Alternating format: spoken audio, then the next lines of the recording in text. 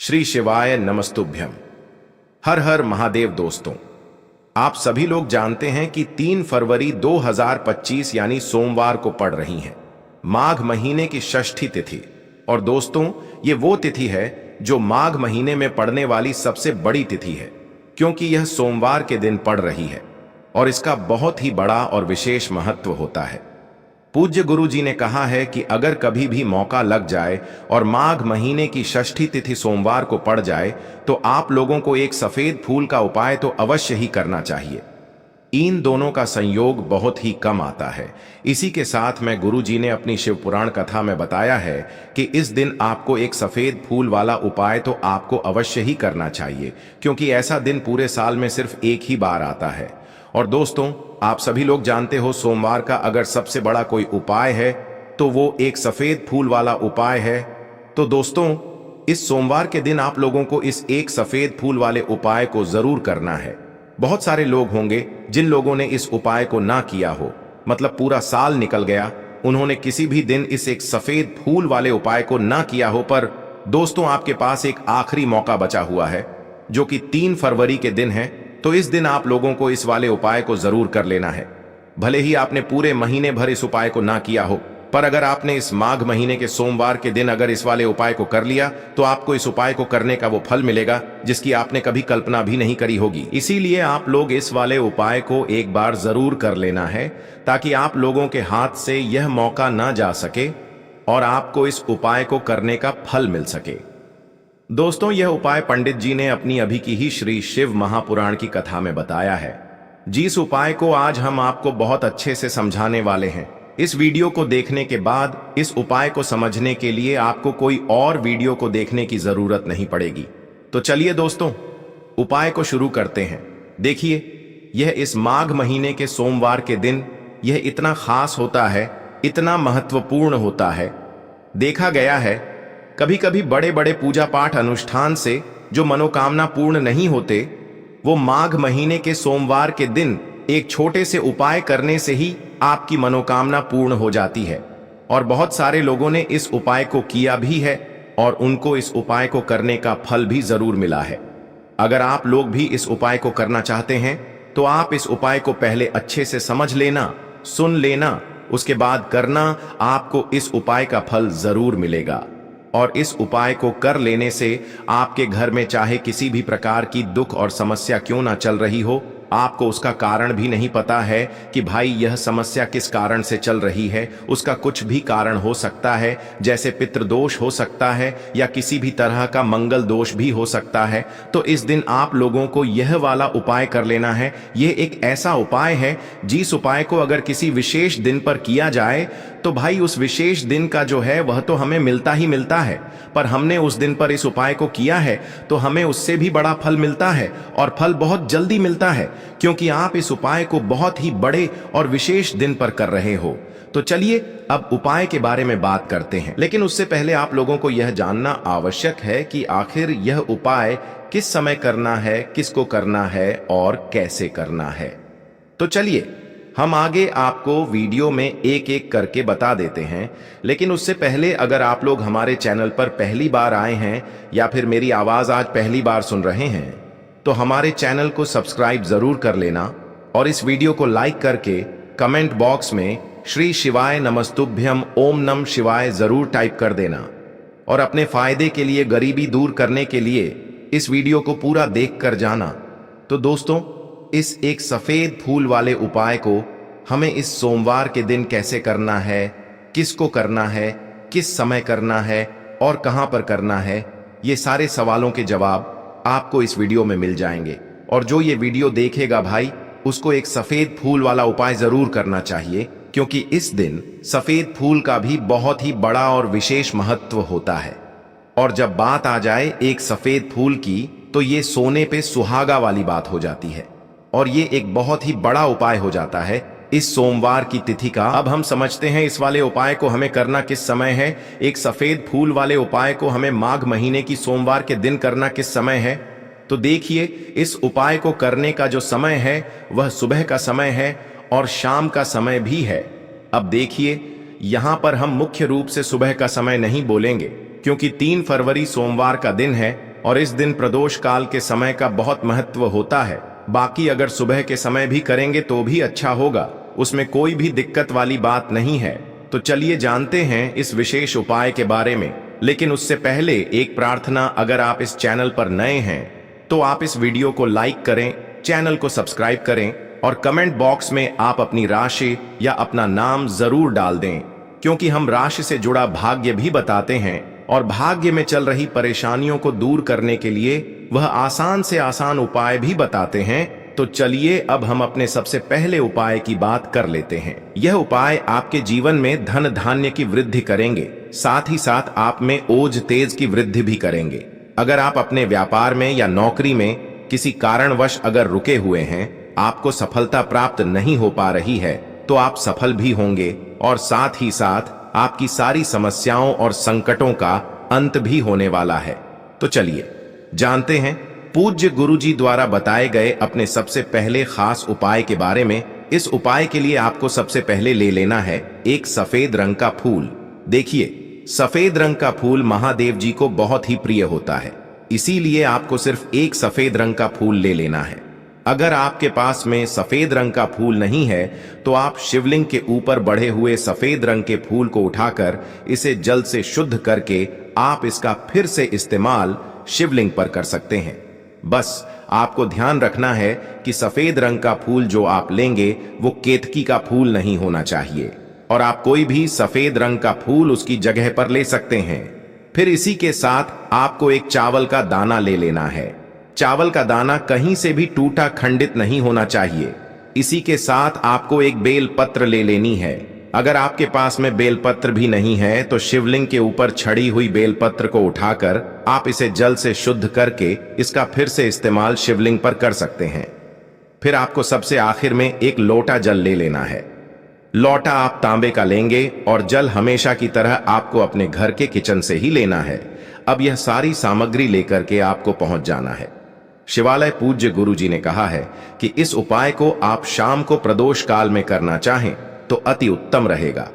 अब देखिए, अब जो यह तीनों सामग्री आपके पास में है, इनको लेकर के आपको पहुंच जाना है शिवालय, और एक बेल पत्र को ले गए हैं और एक चावल का दाना जो आपके पास में है और एक सफेद रंग का फूल जो आप साथ में लेकर गए हैं। इन तीनों सामग्रियों को एक एक करके आपको इसी एक लोटे जल में डाल देना है।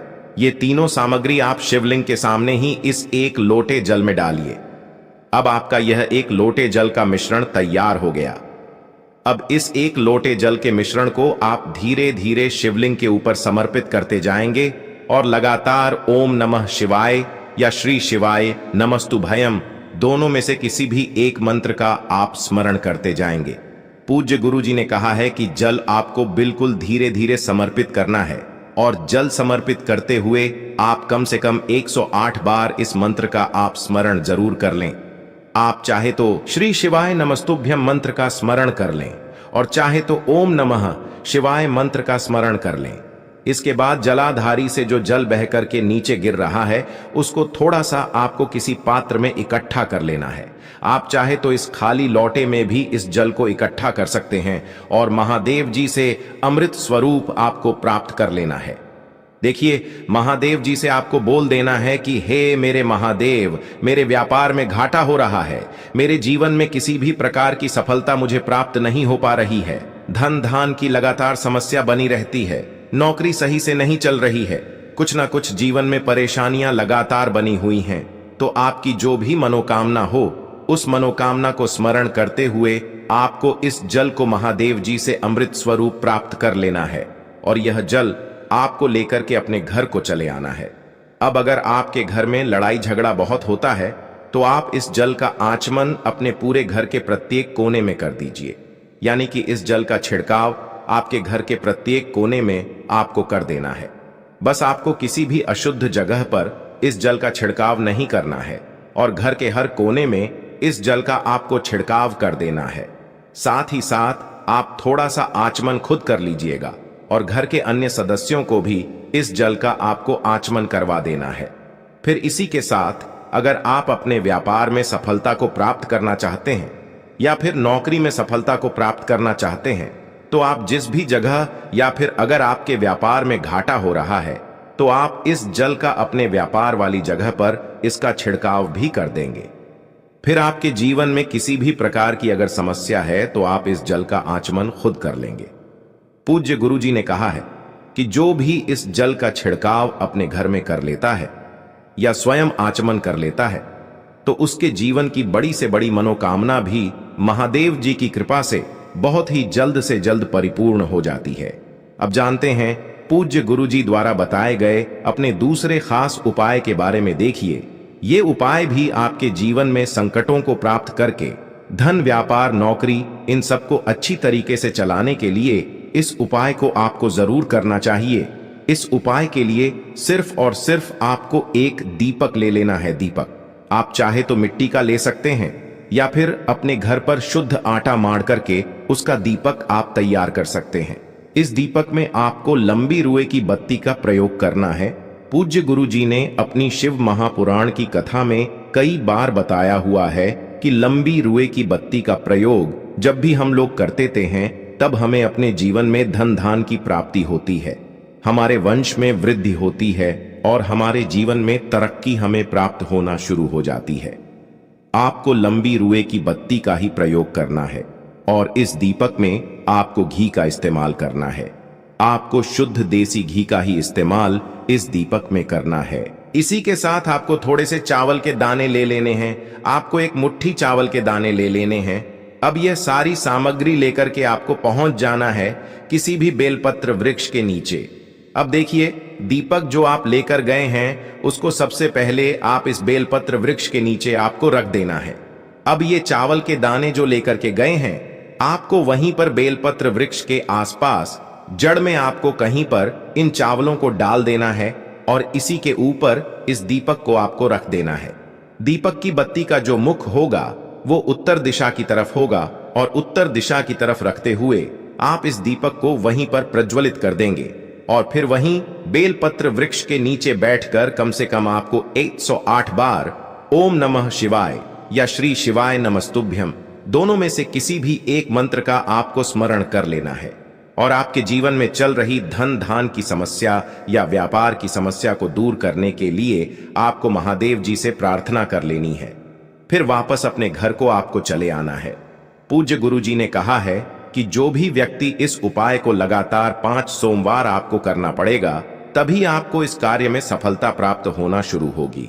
तो दोस्तों, अब जानते हैं पूज्य गुरु जी द्वारा बताए गए अपने सबसे आखिरी उपाय के बारे में जो आपके जीवन की सारी समस्याओं को समाप्त करने के लिए, धन की अगर समस्या है तो उसको समाप्त करेगा, व्यापार में अगर कोई समस्या है तो उसको समाप्त करेगा, नौकरी अगर आपको नहीं मिल पा रही है तो उस समस्या से भी आपको मुक्ति मिलेगी, या फिर आप अपने जीवन में ओज तेज की वृद्धि करना चाहते हैं तो यह उपाय आपके लिए बहुत ही विशेष सिद्ध होने वाला है। आपके जीवन की सारी समस्याओं का अंत करने के लिए इस उपाय को आप जरूर करिएगा। इस उपाय के लिए भी आपको एक लोटे जल की जरूरत पड़ेगी। एक लोटा जल आप ले लीजिएगा। लोटा आप तांबे का लीजिएगा और जल हमेशा की तरह आपको अपने घर के किचन से ही लेना है। फिर इसी के साथ आपको एक हरा साबुत मूंग का दाना ले लेना है। हरा साबुत मूंग का दाना जो होता है, जो खड़ा मूंग कहलाता है, वो आपको एक दाना ले लेना है। फिर इसी के साथ आपको एक चावल का दाना भी ले लेना है। चावल का दाना यानी कि अक्षर। फिर सबसे आखिर में आपको थोड़ा सा गुड़ ले लेना है। गुड़ आप 1 टुकड़ा या 2 टुकड़ा ले सकते हैं। अब ये सारी सामग्री लेकर के आपको पहुंच जाना है शिवालय। इस उपाय को भी आप शाम को प्रदोष काल में या उसके बाद किसी भी समय कर सकते हैं। शिवालय पहुंचने के बाद अब यह सारी सामग्री लेकर के, यानी कि एक गुड़ का टुकड़ा, एक हरा मूंग और एक चावल का दाना, इन सारी सामग्रियों को इस एक लोटे जल में आपको मिला लेना है। अब यह एक लोटे जल का जो मिश्रण तैयार हो गया है, अब शिवलिंग के सामने आपको बैठ जाना है और महादेव जी से अपनी समस्या को दूर करने के लिए सबसे पहले आपको प्रार्थना कर लेनी है।